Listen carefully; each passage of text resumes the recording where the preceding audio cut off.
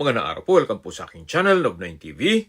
Patalasasan po, meron po ba kayong mga properties na napapabayaan or non-performing assets? Plan nyo ibenta, pero wala kayong oras sa pagbibenta nito. Kung ito'y pagkakatiwala nyo po sa amin, tawag lang po kayo sa aking numero, usap po tayo, gawa ko po ng video for free. Yes, libre po, wala po kayong babayaran. Tutulungan pa namin kayong mabenta ang inyong property. Kami na po bala sa marketing, sa boosting or paid ads. Even sa tripping, hindi na po kayo mapapagod sa pag-entertain ng mga buyers. Kami na po bala sa lahat. Tawag lang po kayo. Nandito po tayo ngayon sa Kamaya Coast, dito sa Maribeles, Bataan, kung saan meron po tayong bagong video presentation. Isang residential property na may lot area na 366 square meters. Ito po'y titulado, buhay po ang may-ari, kaya wala po kayong magiging problema sa documentation o sa transfer ng title. Napakatahimik po ng lugar, sariwa ang hangin, at sa klima naman po, banayad lang.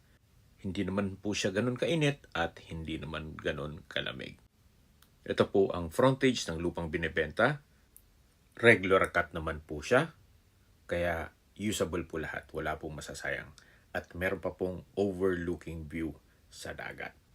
At hindi lang po doon, ito po'y accessible ng ferry boat mula seaside, MOA Terminal, at meron pong project ang ating gobyerno na Bataan-Cavite Interlink Bridge.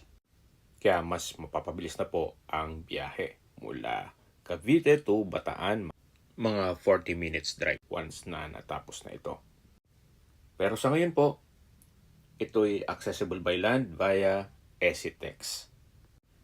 Then, accessible din po ito by air, gawa ng meron na pong ongoing construction ng Kamaya Pad o airstrip. At dito po sa loob ng Kamaya Coast, meron pong mga restaurants, may golf course, may hotel, water theme park, at marami pa pong iba. Meron din pong commercial area na kung saan may Yellow Cab o Nacho King, may sandbar, meron pong cabanas, sports and recreation, then meron pong golf lounge, infinity pool, basketball court, at inflatable water park. Napakaganda po nitong property para sa inyong retirement. Gawa ng ito po'y malapit sa dagat at kumpleto po ang amenities. Nandito na po tayo sa dulong parte nitong property. Hanggang dito po ang property line. So mula po dito, yan po yung magiging view. Matatanaw nyo po yung sa kabilang face nitong subdivision. So wala pong magiging obstruction. Gawa ng ito po'y nasa mataas na lugar. Kahit po mag 2-story house lang kayo, matatanaw nyo po ang dagat dito. Yan po, tunghayan nyo po itong napakagandang property. You might consider this hindi lang sa ganda nito, kundi sa presyo. Binebenta po ito ni owner below market value. Mamaya po, sa dulong parte nitong video, pag-usapan natin ang presyo nito.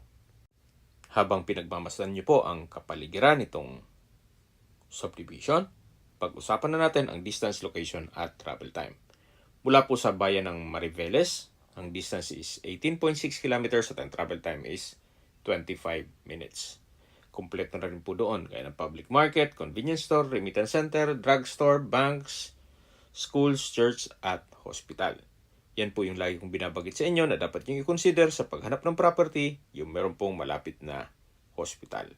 Hindi ko naman po sinasabing sakitin kayo. Yan naman po ay for emergency purpose lang naman. At malapit na rin po doon ang Maribeles Ferry Terminal. Mula naman po sa Subic Bay Freeport, ang distance is 79.4 kilometers at ang travel time is 2 hours and 10 minutes. Mula naman po sa Clark International Airport, ang distance is 139 kilometers at ang travel time is 2 hours and 30 minutes. Mula naman po sa Manila, ang distance is 204 kilometers at ang travel time is 3 hours and 46 minutes by land po yan. Pero once na matapos na po ang Interlink Bridge ng Cavite to Bataan, mga 40 minutes drive na lang po ang papunta dito sa Camaya Coast. Okay, sa presyo na po tayo. Binebenta po ito ni owner sa halagang 20,000 pesos per square meter. Kaya po nang nasabi ko, ito'y below market value. Gawa ng nasa 27 or 28,000 na ang per square meter po dito. At nandito na po tayo sa may part ng hotel na kung saan sa likod ko po ay meron pong infinity pool. Napakaganda po. Ito po'y white sand.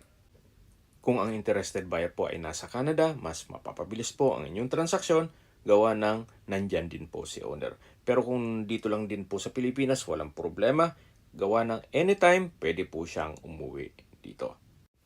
Kung may mga katanungan po kayo or gusto mong magpaset ng tripping dito sa property nito, tawag lang po kayo sa aking numero. At sa mga kababayan naman natin nasa ibang bansa, meron po akong Telegram. Sa mga iPhone user naman may iMessage. Meron din pong Imo, Skype, Viber at WhatsApp. Same number lang po, 0917-316-3399. Sa mga nagtatanong naman po ng aming Facebook, meron po aming Facebook page na Nov9TV at Facebook Reels Video. Meron din pong Telegram at TikTok. Meron din po kami ibang YouTube channel na Nov9TV channel at AC Listings. Sana po na ibigyan yung aming video presentation. Paki-like and subscribe na po sa aking channel para ma-update din po kayo sa aking future listings. Kung sakali po hanap nyo yung mas malaking sukat na lupa, meron din po kami ibang listings na pwede nyong pagpilian. Huwag po kayong mag-atubiling tumawag sa amin, then let us know your budget para malaman namin kung anong property pwede namin alok sa inyo. Sa lahat pong viewer, subscriber at nagtiwala po sa amin, salamat po sa suporta. Ingat po kayo lagi at ang pamilya. Maraming salamat po.